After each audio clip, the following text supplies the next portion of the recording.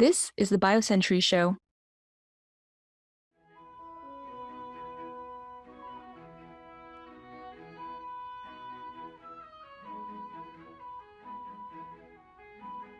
Brought to you by the 3rd East-West Biopharma Summit in Singapore.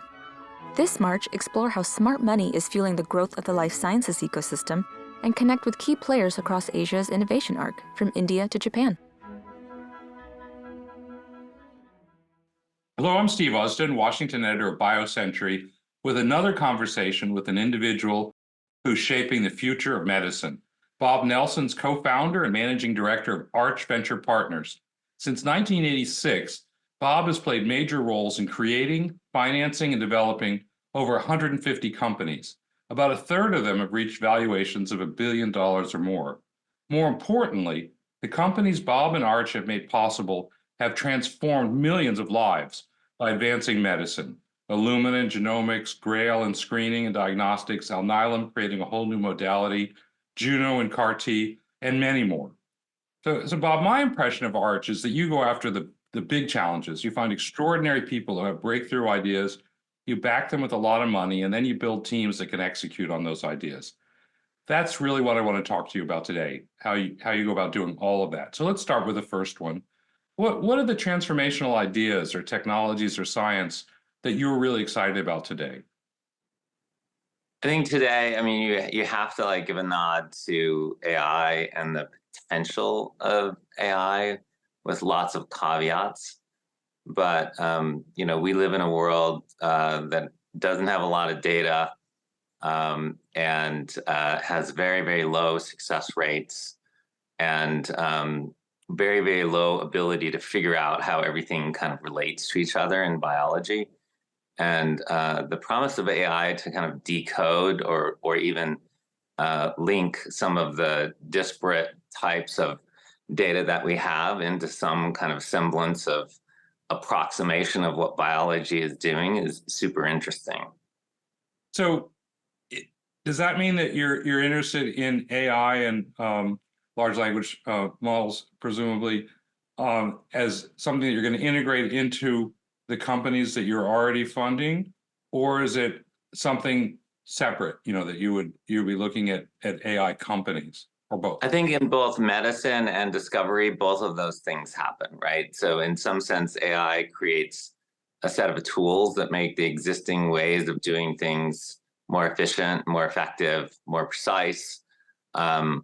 And at the same time, the more interesting promise is, can you essentially create a language of biology? So can you link all of these deterministic models that we have of chemistry and what happens with human data and what we propose about mechanism or function or genome together in some rational way to be able to ask harder questions like, hey, make me a drug that treats what we call depression today.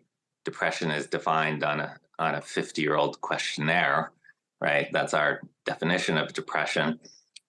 So is there a better way of looking kind of at the data more precisely, and whether it's transformer math or the current kind of AI that people are approaching, or some other math that kind of unifies these models, is the big question.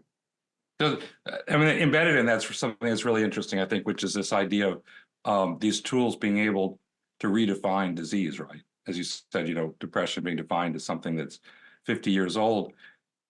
And I guess that begs the question of whether you think there's a promise for kind of precision neuropsychiatric drugs, for example, precision neurological drugs coming out of AI. I think all of the major diseases that are not precisely traceable to a point mutation are going to be approachable by these technologies. We haven't figured out how yet, but I think whether it's cardiovascular disease or metabolic disease or anything in the brain, any of the complex multigenic or multifactorial type of diseases, clearly depression is not what we define by the questionnaire, and your depression and my depression may be fundamentally different diseases. And you could say the same thing about metabolic disease, and you could say the same thing about cardiovascular disease. And then that's not even thinking about prevention, right? We only think about pharmaceuticals as a reactive, kind of after the thought, let's fix it. When really the realm of AI could easily take us into more preventive pharmaceuticals or intervening in pre-disease in a fundamentally different way. And our pharmaceutical industry is not built very well to answer or ask those questions or answer them. So you've centered your career really around these big public health challenges, and I know I've heard you talk in the past about it, and I'm wondering what your views are about Alzheimer's, which I think is one of the biggest ones. What do you think about the therapies that have been approved recently? Are they putting us on track to tackle the problem, to make the kind of transformational changes that you've really been passionate about, or do we need something else? I think it's a start. And so I think it's better to have things approved and then proven wrong and not paid for than it is to have them not approved at all if there's kind of a potential benefit. And I think so we need to lean into approving things, but we also need to lead into not paying for things that aren't effective. And so I actually think the current class of drugs should have been approved and should get approved, and that we should be rigorous about the follow-up studies to make sure that they're actually doing something. And I think it's just version, 0.01 in the battle against Alzheimer's. And once we have a better mechanistic handle on things, it may be that there are completely orthogonal ways of getting ahead of the neurodegeneration before it happens, even or treating things very early. Our payer model doesn't react very well to that, right? So we have a model that wastes an incredible amount of money, trillions of dollars, on chasing disease, and usually not curing or preventing it. I think diseases like Alzheimer's eventually will be treated well before you have any phenotype. And so we're going to need to figure out how to align the interests of society in a way that gets paid for. And right now, those kind of drugs would be really hard to develop in the current system we have. But I do think there's promise in kind of decoding the brain with AI and decoding these complex networks that lead to diseases like Alzheimer's. And maybe Alzheimer's is kind of a point disease, and clearly you can see in the genetics that in certain cases of Alzheimer's, which is probably many diseases, it can be very, very precisely targeted. We just don't know how to reverse it or when.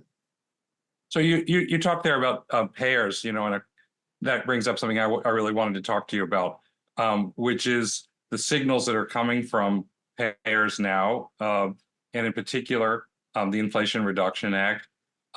You've got the Congressional Budget Office, which says it's going to have negligible effect on innovation and drug development. I've talked to CEOs of pharma companies who say it's going to have an enormous impact, a negative impact, and they point to the 9-year threshold for small molecule drugs. Where do you see it, and how do you navigate through that? I mean, I think it does create some perverse incentives to move away from small molecule drugs to biologics. And I do think that in general, when you start going after innovation accidentally, whether you intend to or not, it will have kind of unintended consequences. So I think right now we're at an innovative environment that's going like this. So some of the impact gets lost in the noise of the innovation, right? And so it's super hard to tease out the absolute effect, other than like as an investor, you would tend to kind of lean more towards biologics than small molecules, all things equal, right? And which probably isn't good for society. I think they're trying to go after kind of abuse by pharma in the later years, and kind of taking a sledgehammer to innovation at the same time. And that's the problem with this, is that they start with 9 years, and you can already see that they want 6 years or 4 years, and then maybe we should do the same thing with biologics. So it's a little bit like income tax, which is once you get it in there, it's not going away, and it will be abused. So I think that there's a reasonable chance that if there's a Democratic House and a Democratic Senate and a Democratic president, that they will really screw this up by pushing harder on the number of years and pushing it down, and really majorly impacting the US's competitive advantage in biotech, and frankly, negatively impacting all of the patients. And I think I always thought that it would be fun to sit down with Senator Sanders and say, like, hey, Senator Sanders, like, how are we going to cure Alzheimer's together, right? How are you going to do that? You said that you can't even talk to companies. Turns out that companies make drugs, governments don't. So how are you going to do that? Like, if you don't talk to the companies and you don't want to engage in the conversation, you're just screwing your constituents who are old. And why? Why can't you engage in a fundamental conversation about how we should go cure Alzheimer's? Because that will save essentially equivalent to the defense budget in outlays in 2050. I mean, $8 trillion. Like an Alzheimer's cure would be worth a lot of money, right? Somebody could get paid a lot of money if they saved $1 trillion, right? Senator Sanders, isn't that an okay thing? Like, shouldn't somebody, if you save $1 trillion, do you get 100 billion? That's net positive $900 billion to the Treasury. So, maybe we can have like a meeting of the minds, but he doesn't actually want to engage in that conversation at all. So, yeah, you're referencing a conversation we had last week where I said, yeah, that Senator Sanders and his office have really declined to meet with companies that are developing drugs. He attacks somebody, he doesn't meet with them. What do you think would be the public policies that Senator Sanders or anyone in Washington should put in place to keep this kind of momentum going? Because we've had this explosion in your lifetime, and you've played a big part in it, of biomedical innovation. And I think it's because there was an accidental convergence of public policies that made it possible to advance science, to raise capital, and to commercialize drugs. All those things are under threat now.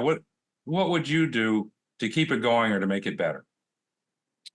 I think that right now we're playing defense, right? And I think the only way to get people to play offense a little bit is by pointing out that the US is the leader and won't always be the leader if we, decimate our innovative ecosystem, and that, other places will threaten our competitive advantage. If you do that, there are some Democrats in Congress that really understand that.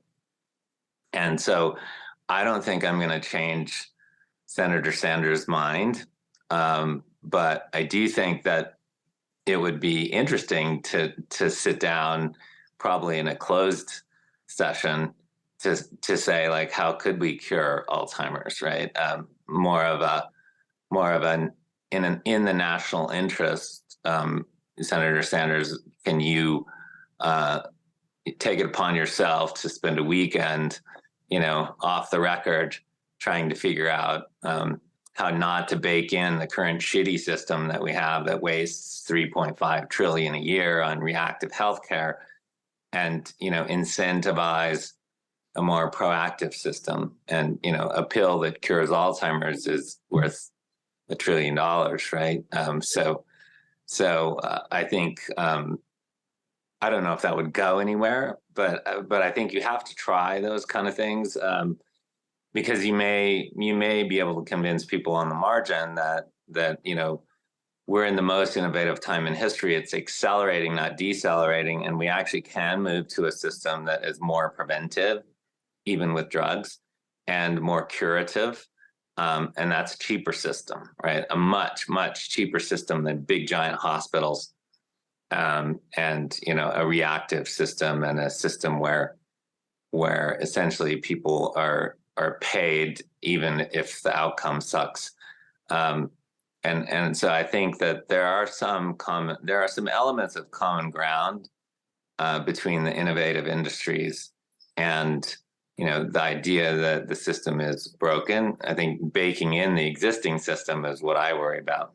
My cat is visiting me in the the cat's welcome. The cat's in the conversation, but we are going to have to take a quick break. When we come back, what I want to talk to you about is something that's implied in what you said, which is that American preeminence in biotech isn't foreordained, and there is a lot of concern about that in Washington right now, especially about China, which you know a lot about. So we'll talk about that in just a moment.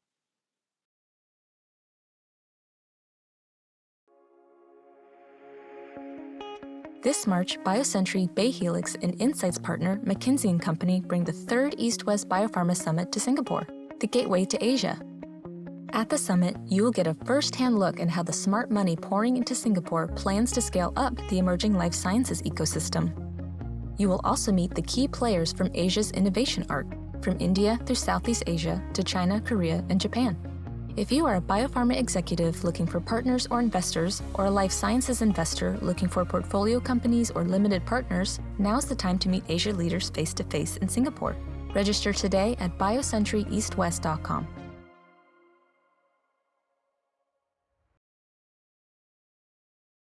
I'm back speaking with Bob Nelsen.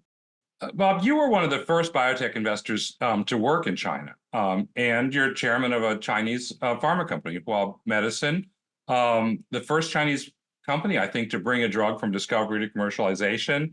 You really helped to create that company in partnership with the founder of WuXi, Gu Li, and there's all this tension now in Washington about China and the United States and biotech. A few questions. Are you still investing in China? What do you think about members of Congress trying to drive Chinese biotechs like BGI and WuXi and others out of the United States? Do you see this as a zero-sum game, or is it something where everybody can benefit? We're still investing cautiously. I think that, I think we, like everybody else, look at the policy changes and gives us pause in some areas. But clearly it's a huge market with a lot of unmet healthcare needs. It's also a very important place when it comes to emerging diseases, as we've already seen, right? You don't need a lesson in the fact that you can't ignore it. So I think, putting your head in the sand because there's strategic tension is probably a bad idea. I've always thought that engagement is better than non-engagement. And even Arm & Hammer was doing deals with Russia in the height of the Cold War. And so, we do have common interests. At the same time, there's a lot of reason for concern. And so we're kind of watching, I guess, and thinking more than investing and acting, but I think engagement's better than kind of non-engagement on average. I also think that the U.S., the reason I helped to create resilience, right, was to create our own national manufacturing infrastructure, and I think the U.S., if there are threats or competition, our response isn't always to play defense. Sometimes it's to play really good offense, right? And frankly, you almost have to do both. But I don't think we should be worrying as much about China on the defense, and I think we should actually lean into playing offense and just winning. Now, winning means retaining your intellectual property. So there's a huge concern about making sure that whether it's China or anywhere else, Europe and, and other places have been known to be interested in our intellectual property. Trying to defend it and maintain it is super important. Maintaining a strong patent system is super important, and making sure that you kind of enforce the laws is really important. So I'm kind of when I hear kind of the nationalism, I get nationalistic too and say, hey, yeah, the U.S. should win, right? We should win by making sure that we have the best science and making sure that we take advantage of it and making sure that we invest in it and making sure that we don't hurt it. There's much more of a threat from over-regulating pricing in the biotech industry domestically than from China, right? We could screw ourselves much worse than China can screw us if we adopt, Bernie Sanders' pricing policies and Ron Wyden's taxation policies. China could have written both of them, and frankly, we'll do much more damage to ourselves by bad policy than we do from being, afraid. America's never really been afraid and won. We tend to play offense and try to win, right? So I think we should be cautious, and we should play hard, and we should win. And so as part of that, building up our manufacturing capacity, is it possible for the United States to win, as you put it, in the life sciences, if advanced technologies, advanced biologics, for example, are manufactured overseas? Or do we need to invest in creating that kind of capability in the United States, for example, doing something like the CHIPS Act, where government would work with industry to facilitate investments in advanced manufacturing? I think we need to create our own reimagining of biomanufacturing, not just an onshoring of the old technologies, but a reimagining of new technology to make a much more effective system, kind of like the semiconductor industry did, and they invested tons and tons of money in manufacturing. So I think you need everybody's help to do that. You need the government's help. You need leverage, and you need to, essentially have some of the companies rethink, and some of the strong American companies rethink what they're doing and make sure that they're willing to use their purchasing power to support, U.S. companies that are building it up. And especially when you think about how good we are at manufacturing within some of our pharma companies, but how that's not necessarily available to a bunch of biotech companies. So, it's not so obvious as just banning Chinese companies from the market. If you think about somebody like WuXi is it's a different case than BGI. WuXi is incredibly important to little biotech companies in the US and some pharmas in terms of getting stuff done. And, I would like all of that stuff to be done domestically. But, we have to be really careful as we're legislating is to not have unintended effects on American competitiveness. And that's going to be a really interesting conversation in the next few months. And it's really interesting you say that because you started, and you've got a lot of money in an American company that's dedicated to advanced biology manufacturing. You mentioned it earlier.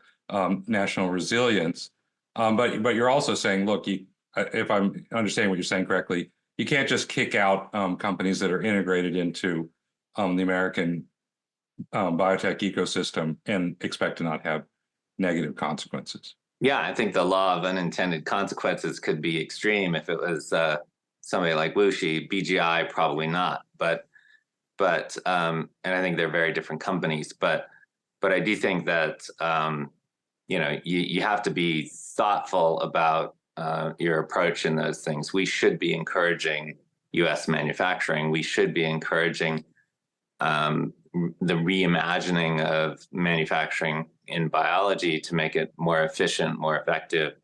And there's an opportunity for the U.S. to win in that. We're not always ahead in that already.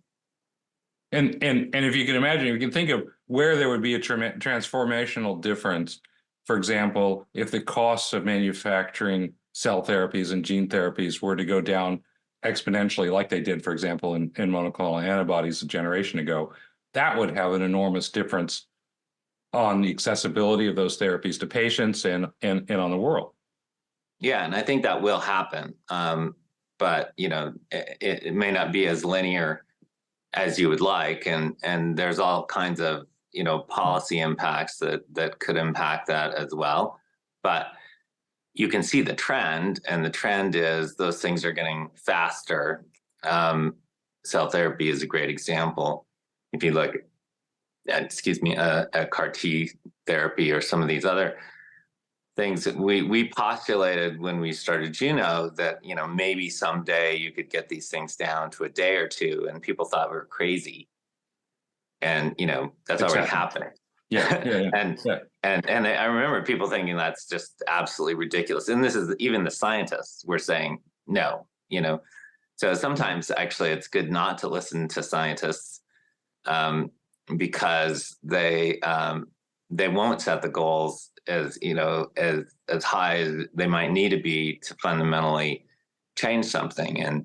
Sorry to interrupt. That gets me to something actually I wanted to ask you about, which is, so you funded these companies that do these really big things, and I'm wondering, do you start with this kernel of here's where the science is, and I'm going to build a company around that and build a team that can execute, or do you start with here's the problem, and then you look for scientists who might be able to address it and build teams around it?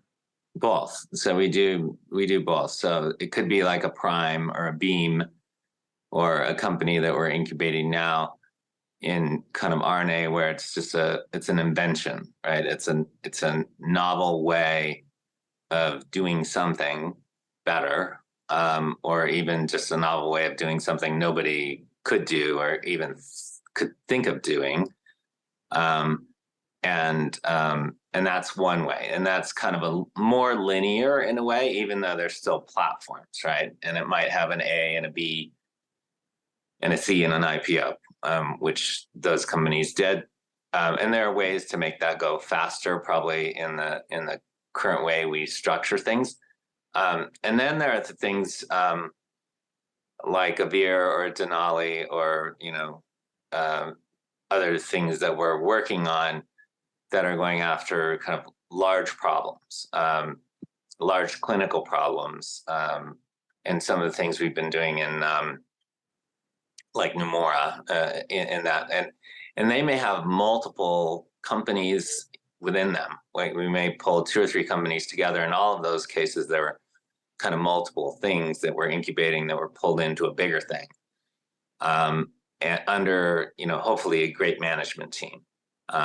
And then you have, the ability of somebody like Ryan Watts to come into Denali and kill the lead project 6 months later and kill the lead product, 18 months later and be just fine, right? Because he had a bunch of money, right? We did a very, very large Series A, and he could apply a kind of higher bar to some degree than most biotechs, because if you kill your lead product in most biotechs, you're in trouble. So those kind of they're not really portfolios in the sense of trying to create a portfolio. They're trying to apply rigorous science, and if there are multiple ways to do it, then you do it multiple ways. So Altos is very like that, where there's kind of a hypothesis, but it's really to dig into the biology with multiple ideas and pursue all of it at the same time and have enough resources to do it. So if you need to kill something, you just kill it. And there's not the need to hang on to something just because it's your lead asset. So all of those cases that you've mentioned, I think, I'm sure, they all center around an individual and a team that are tremendously talented. And that, as I said at the top of the show, one of the things that I think differentiates a lot of the companies that you've funded from others is that they execute. It's one thing to have an idea, and it's another thing to execute. How do you find and how do you nurture talent? It's something we think about a lot, and actually, Christina Burrow, I think, really led that effort within Arch to be more systematic about finding the best people. We don't actually hire search firms or anything like that to do it. Within companies, we do, but as a firm, we've kind of found the self-assembly model is a good way of doing it, and I think we're in a place right now where people come to us when they have like big crazy ideas or they're ready to do their last company. So I think the human capital aspect of what we do and getting better and better CEOs is probably the biggest thing that's changed over the last decade for us. As we've become more successful, we've been able to kind of skip the 2 or 3 years of wasting money with a CEO that's suboptimal and go just straight to the great people. And what we've also found is that people think that actually we try to do big deals, and it's our biggest deals are usually created by cutting back a lot of people, so leaving a lot of money on the table, even though they're very large. But it's more about creating, getting the best human capital as a CEO or as founding scientist together in one place with shareholders who are aligned with a long-term vision. And those shareholders happen to have a lot of money, so their minimum checks are pretty big. And turns out the CEOs who have just sold their company for $7 or $11 billion don't really want to hang out with venture capitalists pitching, a $20 million Series A deal. They would rather get $250 million to do what they want because they know what they want to do. And so there is some of these deals, not all, are better when they're capitalized with 250 million, in an A round or even more, in a seed round, and some of them are not. Some of them are much better, with 3 million or 5 million or 25 million in the conventional model to reduce risk, and we have both flavors, but the human capital piece is, where we're getting better as a firm and where we're, I think, making better companies is by applying better people, more experienced people, more rigorous people to these really cool pools of technology to be able to figure out how to make drugs out of them, without, betting it all on one single molecule. So it's really kind of self-reinforcing. You're creating these companies. These companies have become extraordinarily successful. People that come out of that, then they want to do something bigger the next time, right? Bigger and better, and you're there for them to make that happen or to help. Yeah, and sometimes it's the same people. Sometimes it's new people coming to us, even if they've been funded by other venture funds, because they want somebody or at least a lead or to create a company, because we're creating most of our companies from scratch with others, right? In a way that they're thinking of 5 or 10 years down the road. And the hardest thing for this industry to understand is sometimes thinking long term and ignoring the possibility of return or anything else and not modeling stuff is actually the best way to increase short-term optionality. But you can't fake it. You kind of have to go for it. And so you go for it with a lot of money and decide to nucleate a company that's going to go change things, and you get a great founder, and suddenly your short-term optionality increases because people want to do business with you, they want to do deals with you, they want to give you money, they want to give you technology, or you can, build the company more rapidly, even though you can't really start out by saying, I want to build the company more rapidly, because you're going to let your short-term goals get in the way of the long-term goal. And I would say that, a big problem with the industry is they tend to, especially in the kind of late stage VC crossover realm, they kind of let the short-term goal get in the way of the long-term goal. And so you kind of need to ignore the short-term variations and always focus on the long-term. But when you get short-term opportunities, you don't ignore those, right? But you can't start by saying, I'm gonna just to focus on the short term and build a company. Well, that's really fascinating, and I'm sure we could continue. We've gone over the time that we had for this conversation, but I really appreciate it. Really appreciate your thoughts and your optimism. Yeah, thank you, and really enjoyed it. Thanks a lot.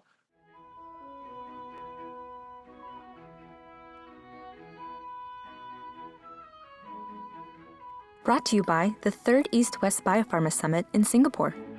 This March, explore how smart money is fueling the growth of the life sciences ecosystem and connect with key players across Asia's innovation arc, from India to Japan.